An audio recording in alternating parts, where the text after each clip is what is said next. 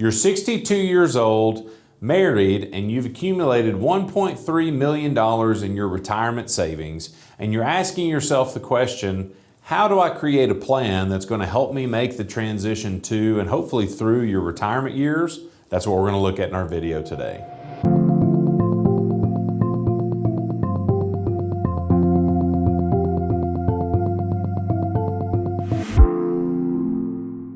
Hello, I'm John Vandergriff. I'm one of the owners and wealth planning team lead here at Blue Ridge Wealth Planners, where we help people solve this problem or question on a daily basis. How do we create a plan for your retirement, knowing the things that are unique or individual to you? Because we firmly believe that there are no cookie cutter recommendations that fit every picture. You need to have a plan that's unique to you, a plan for more than just investments. In most cases, you really need to have a plan for everything, which is what we call the process that we take people through. So I like to talk about this just so that you get a good context of what we're trying to build here through the example of a house. And so as we look at this, obviously as we look at a house, the most important thing about a house is not the kitchen or the bathroom, but functionally speaking, it is the foundation. So if we're going to create a plan, we've got to be able to understand first what is the foundation piece that we are building on, which for the families we talk to are the goals and objectives that are uniquely theirs based on their situation. And so as we look at this, the foundation is going to dictate anything else that's built on top of it. So we've got to make sure that we have a good understanding about what it is that you're wanting to do, and then what things need to come as a result of those, or really need to be built on top of it. So, as we look at it, this plan for everything, as we call it, really makes up what we would see as the walls or the internal parts of this, so that we can have a good livable situation in retirement. We can have obviously protection with the different things that are there. And so the 5 areas of this plan for everything is: how do we solve and plan for the income that you need? How do we make sure that we invest money the right way to support that? How do we make sure that we keep as much of your money legally as possible? And that is through looking at the impact of taxes. How do we pay attention to the impact of health care on your money as you move forward? And then, how do we make sure that we solve for the transition of funds, not just into retirement, but also at the death of a spouse or maybe both spouses through a family or legacy strategy? So again, as we do this, what things we talk about here are going to dictate the type of moves. You're going to see how we walk through that discussion, because what we're going to play out for you is the first conversation that we have with people who call, schedule times, interact with us about retirement planning. But we've got to make sure that we understand what it takes in all 5 of these areas, but also see where we're at and what adjustments may need to be made. And so let's say we go through a process. We understand what it takes to make you feel good about making this transition to retirement, what numbers we need to accomplish in all 5 of these areas. As we talk later, you're going to see that the first step is testing what you're doing now, because you may be on the right track. You just may, to kind of complete the housing illustration, you may have all the materials of the house. You just haven't really walked through the process of how to put those things together and plan, or maybe laid out a blueprint for you to be able to do that. So we want to be able to do that and test what you're doing now. But then also, if there are things that need to be adjusted in that testing, that's where we'll come alongside families and make recommendations of how they need to tweak their investment strategy, what things they need to do from a tax perspective. We'll talk at a high level about that today. But the end result, once we get to this plan for everything, we really want to have an end result of what we will call the 3 C's. And as we look at this, and we said before, the only thing that should change the plan is not the external forces that are happening in retirement, like what's going on with the economy, the stock market, tax law changes. It should be the goals and objectives that we have. And then the roof over that plan should be protecting it from those outside sources, just like your roof protects your house from storms, intruders, anything that could be trying to come in and disrupt what you have going on. So as we talk about the 3 C's, the first of those is what we will call control or controls. So as you look at this, we partner alongside the families we work with. This isn't we say that it has to be done this way and they say yes or no. really, we want you to have control, because at the end of the day, this is your money, but we want to make sure that you're having control on the right things. How we're drawing our income, how we go about paying taxes, how we invest to cover the risk that's out there, how we're going to pay for healthcare costs in the future, and how we're going to take those money and move them to wherever we want them to go when we're done with it. All those things are important to have control over, and that control, sometimes you need some input from other people or some education in how to do that. So then, if we have the right controls in place, the next C that we hope to get out of a good, solid plan is confidence. We want you to have more confidence moving forward, because again, if you've got the right control, you're understanding what things need to happen, you're seeing the numbers being reproduced from the different areas that you're looking at, that should give you more confidence. And then the last C, if you have the right control and confidence, that should give you more comfort. You did not look to retire, you're not looking to retire so that you can be extremely uncomfortable the rest of your life. You're trying to enjoy the fruits of many years of labor, like many of our clients. So the question becomes, how do we do this? How do we get from where we are today to a functional plan that we can continue to monitor and update? Well, as we said, we've got to begin with the foundation piece here, which is looking at your goals and objectives. And if you look at it and you say, John, I don't really know how to do this, here are 3 simple questions that you need to answer for yourself, hopefully before you talk to another financial professional, whether you talk to us. You need to say, what are you first retiring into? Too many times people are focused on what they're retiring from, but you need to look at, what is it that I'm wanting to do with my time? What am I wanting retirement to look like? And as we said, what do you want to do? What are things that you want to either begin doing that you haven't had time to, or continue to do? But then also, you need to ask the other question that's on the other end, what do you want to avoid? Do you want to avoid getting into debt? Do you want to avoid market collapse having a major impact on your investments? Do you want to avoid having to be the manager of this? Because sometimes retirement is not transitioning into being a self-manager and doing things for yourself. You may want to be a retired, which means you aren't managing your portfolio every day. You're getting somebody to help you with those things. So you've got to be able to answer these 3 questions with as much detail. And again, when we sit down with people, we'll ask these plus some other questions to try to determine what are the goals and objectives that are unique to a particular situation, because that is the most important thing that we can do at the beginning of that conversation, because this is going to dictate where everything else goes. As we said, when people talk to us, there are no cookie cutter recommendations for where we are. We need to learn more about you, where you're at today, where you want to go to, and let that be something that is infused in the way that we talk about this plan. So as we look at this, again, we're in a position where I'm going to plug in some objectives and concerns. Obviously, yours are going to be unique when we sit down and talk individually. This is going to be based on your particular situation.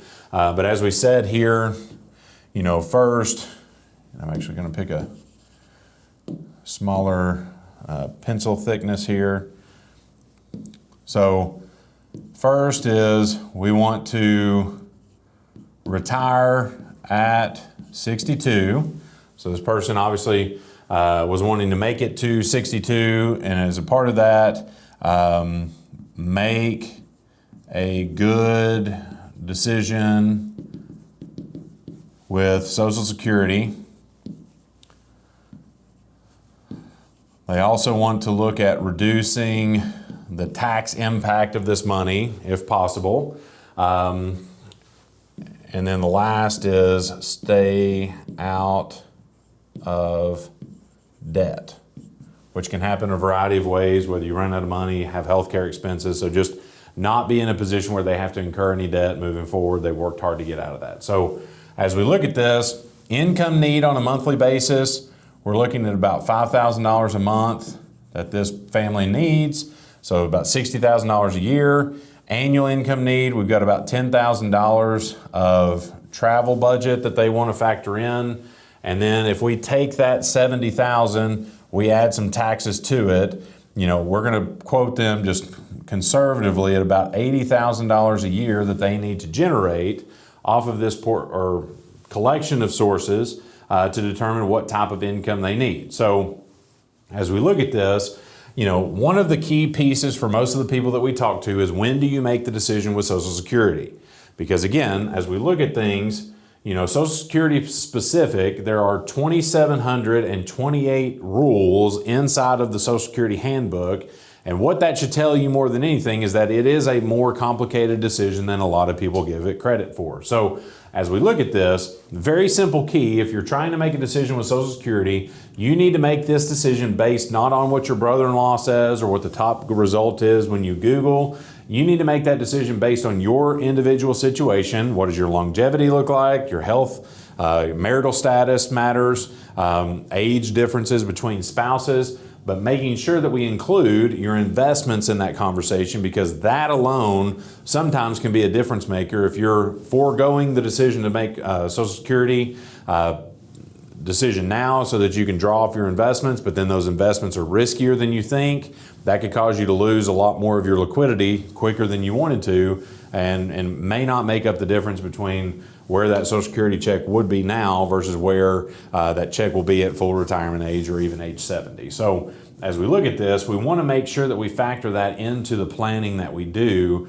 just so that we're in a position that we don't make a bad decision. So again, what I'm going to look at here is their Social Security at 62, just so we can see what they're looking at. So we've got one spouse who's got $24,000 a year of Social Security. The next spouse is in a position where they have $25,000. So we've got $49,000 of the 80 that we need provided from Social Security. And again, these are both at 62.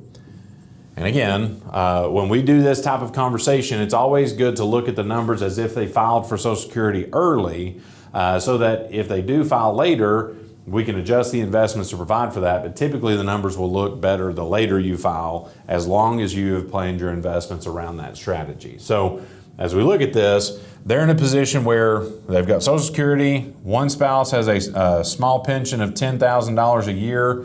So as we look at this, their total income sources, if they were to take Social Security now, would be at $59,000 a year. So again, we've got to take the delta here between 80 and 59, which is going to be $21,000. And again, the goal is to see what that number is as a percentage of the amount of money that they have put away for their retirement, which was, we said, is $1.3 million.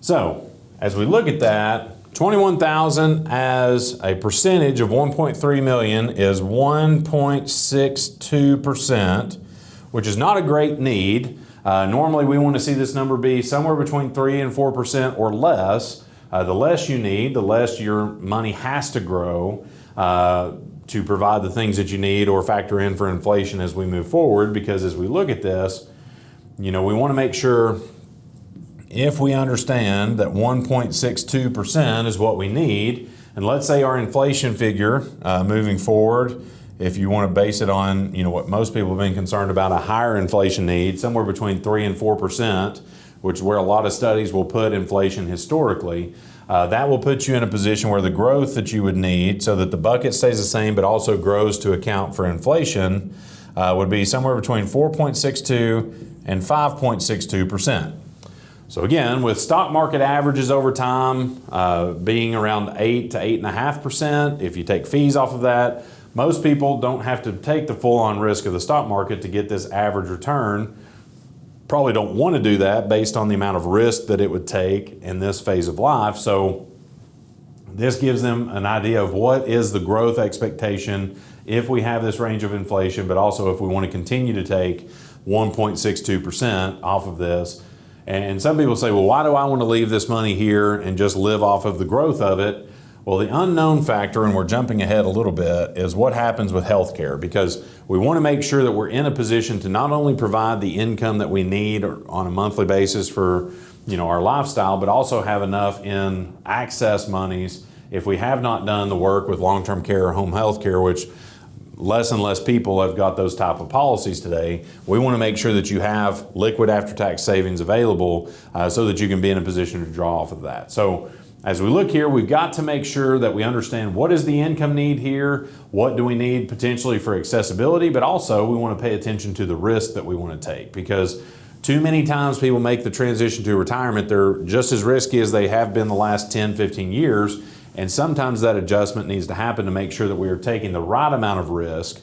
And so as we look at this particular family, they did not want to have as much risk as they were carrying before. They didn't really want to see more than a 15% downside. So, between $150,000 and $200,000 total loss from where they are now. And ideally would not really approach that even in a worst case scenario with market performance. So as we look at this, for investments and how we start to change some of the conversation around that, we've got to understand that, the things that we need from our investments typically are very similar. Now, how much of our money needs to go into the different buckets varies by family, need, what you have off your money. But the three things that we primarily are looking to accomplish or achieve with the investments that we have is we'd like to have some growth potential, accessibility, and then some level of protection.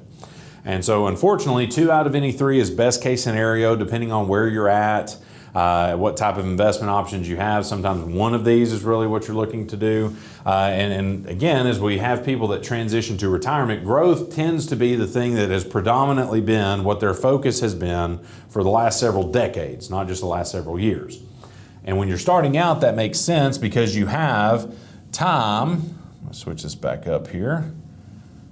You have time and you have a willingness to take risk. So you're willing to do the trade-off. If I put this money in for an extended period of time, I have this risk potential, then I know that I'm going to be able to make something.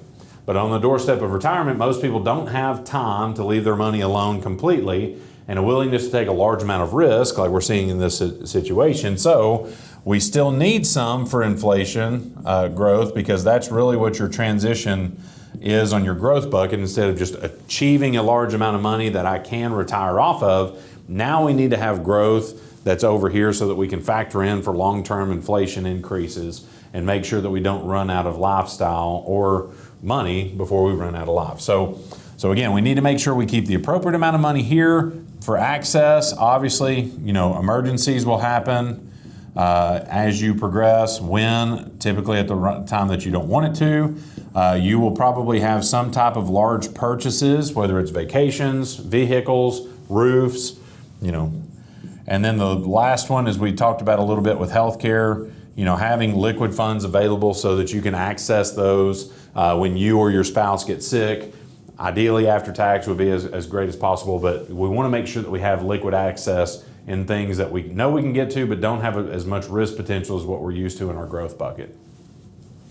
And then as we look at protection here, obviously these are investments that will keep a priority towards safety. And when we have safe investments, those are typically the places that you want to draw your income from, because not only are we not having market downside risk here, but also we've got the ability to, typically your safer investments long-term will make less return than your growth investment. So instead of robbing your growth out early, you can take from something that may make less and then be able to draw from something that may have a bigger increase over time if you leave it alone. So as we look at that, when we sit down with families, that's what we're trying to determine based on these factors, but also of the vehicles or investments that are out there. Because for us, we're trying to help people make the connection between what is it that I need my money to do, and then what investments do that, and bring those together in a way that works, kind of clicks together as puzzle pieces, so that they're complementary recommendations as we look at them. So, as we look here with taxes, this is a family that, as of this tax year, if they were to retire, they're at $90,000 of income, which would put them in the top bracket of 12%. As we look at the breakdown of these assets, they're in a position where 1.1 million of the 1.3 is inside of pre-tax accounts. They've got about 200,000 between bank and after-tax savings. Currently no Roth positions to speak of that are tax-free. So again, as we look at this, not uncommon for us to see people that are very top-heavy in pre-tax positions. We want to see if we can help them work that down over time and take advantage of the lower tax positions that we're in now, ideally so that we can be in a position to pay the least amount of tax whenever we leave these buckets as possible. So as we look at these particular scenarios, and again, this is not a widespread recommendation, just like your cookie cutter recommendation shouldn't be there for investments. We've got to look and see, is now the right time or the best time for you to leave these accounts at the lowest cost? And if it is, that's where we're going to make a recommendation to pull funds out, do Roth conversions, maybe buy where you're drawing your income in retirement from, just so that we can try to drain down these buckets that have, as it exists today, an unknown tax burden based on what happens in the future with government tax increase. So as we look at this, we want to pay attention there. This family, as we said, unfortunately, does not have long-term care in their position, so they are in a position where the amount of liquid after-tax funds that they have is about $200,000, which is more than 10% of their net worth. We want to see that number increase over time, not only to pay hopefully the least amount of taxes possible, but also see them get into a position where they have more after-tax liquidity for the things that we don't know about yet. Now, one important question that we have to answer is now the right time to do that? So, as we look at this particular family, from a income perspective, we have to look at where tax brackets are now versus where we think they will be later. As we said, with $90,000 of taxable income, that would put them in the 12% tax bracket and still in the 12 even with their retirement income, really, kind of hovering in the 10 to 12 with the taxability of Social Security. But as we look in the future, we see here in 2017's brackets, which will be what the brackets revert to in 2026, if there are no changes when the current tax code expires, they would be jumping from a 12 to 15 on those dollars that they have coming from their IRA, which again, doesn't sound like much. There's a 25% increase in taxes. And again, if they don't do any of those conversions, the $1.1 million that they have in IRAs will probably get them to a point where they actually have to take out more than what they need from a lifestyle perspective because of required minimum distribution. So we've got to be mindful of that in the way that we're doing some of these recommendations, but also be aware of what could be a much different situation for this family if taxes did increase to where they were in 1981. These numbers are adjusted for inflation. They would be in a position where they would be hovering at the 16 and 18%, which would be a substantial increase, 33%, or really 50% from where the 12% bracket is on that 18. But then if you added RMDs, they would continue to climb. So that's the thing that we've got to be careful of, when we sit down with people, is not only do we build something that works today, but be mindful of the future in the way that we think about taxes and trying to get this money down to where we can settle that obligation that we have with the government at the lowest cost possible. So again, trying to weave that in, seeing the direct impact this has on healthcare, but also realizing that sometimes we've got to make investment decisions based on the amount of buckets that we have here. If we can get money from the pre-tax bucket into the tax-free bucket, that should be the money that we have most aggressive, because that's the money that you get to keep with you and no longer have required minimum distributions or tax ramifications if you play by the Roth rules appropriately. All right, and so for this particular family, they were in a position where they actually did not have any children. So as we looked at this, no kids. So each other would be 100% primary beneficiaries. They did have some siblings, but then if those siblings went into or passed before they did want to have a majority of these assets go into charitable desires or donations. And so that has a direct impact on some of the decisions that we make from a tax perspective, because if we can, give some of these monies away through QCDs once they reach 7.5, or do some things with how we take that money out, pay those taxes, that can give them some flexibility in how they show their lifestyle, satisfy RMDs, but also maximize the impact of some of the savings dollars that they have. So as we look at it, beneficiaries were up to date on their current accounts. As we looked at it, estate planning documents, they did have baseline wills, powers of attorney done. May need to make sense to do trust or look into some charitable trust to see if they can maximize, again, some of these assets. But again, as we look at this, at the conclusion of the first meeting, you should have a pretty good idea of what things need to happen here to actually make this plan come to fruition, because we're going to see, obviously, what income sources we have, what income we need, what percentage that is of the total bucket here. We are also going to see if that's a good percentage or not. We'll identify what type of risk tolerance we want on the money that we have based on who we are, but also what we need from it. We've got to look at the tax implications here and understand kind of where we're at, see if that is the best time to start making movements that benefit both how much you keep, but also what you position that money to potentially to help you cover healthcare costs in the future. And then getting these things done, you can start to see some of these walls begin to be built from the plan for everything meeting, the first meeting that we have.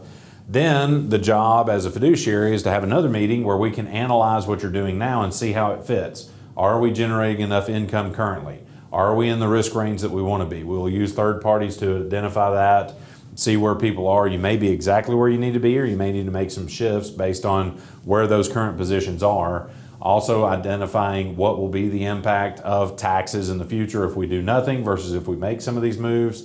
And then what type of things do we need to do to maybe give us some comfort when it comes to healthcare if we want to look for some different types of plans, but also make sure that we get our estate planning done. Because as we look at this, again, this is not a one stop works for everybody. You've got to take through a process of at least 2 meetings where we can understand what it is that you're doing, see if you're on track to do that, and then be able to build a plan once there becomes a potential fit between us and you as an individual family. And so if you don't feel like you have this today, most people don't. Okay, so don't feel bad about not having a plan in place. It's never too late. Even if you're in your retirement years, you can be able to cover some of these things. And it may not be a huge shift that you have to make, but you won't know that until you sit down with someone who is walking people through this retirement planning discussion on a daily basis. So you're going to see a link under this video. I would encourage you to click that.